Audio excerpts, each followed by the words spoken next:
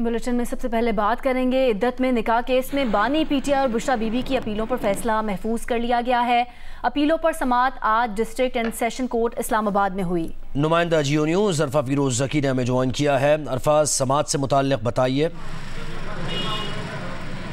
अच्छा देखिए, आज जो है वो इद्दत में निकाह केस में जो दायर अपीलें थीं उसमें तमाम जो हतमी दलाइल थे और रिबटल था वो मुकम्मल हो चुका है और जो पीटीआई वकला थे यानी कि उस्मान गिल वो भी आज अदालत पेश हुए थे और जो प्रोसिक्यूशन साइड यानी कि सरकार को भी इसमें जो है वो डालकर प्रोसिक्यूटर अदनान अली को भी आज अदालत में जो है वो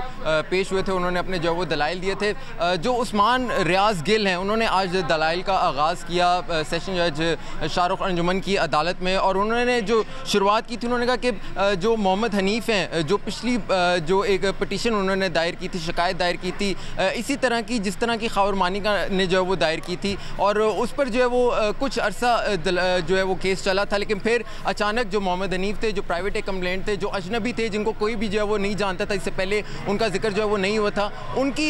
जो दरख्वास्त थी वो वकील रिजवान अब्बासी ने जो है वो वापस ले ली थी और फिर 2 दिन के अंदर ही रिजवान अब्बासी ने खबर मानिका की जानिब से जो है वो दरख्वास्त इसी तरह की दायर कर दी थी जिस तरह की मोहम्मद हनीफ की जानिब से थी। तो उन्होंने इस नुक्ते पर जो है वो एतराज़ उठाया कि आखिर क्या वजह है कि दोनों जो कंप्लेंट थे यानी कि मोहम्मद हनीफ और खबर मानिका का उनके जो वकील थे वो रिजवान अब्बासी थे और जो उनकी एप्लीकेशन थी वो भी जो है वो एक ही तरह की थी। फिर उन्होंने जो है वो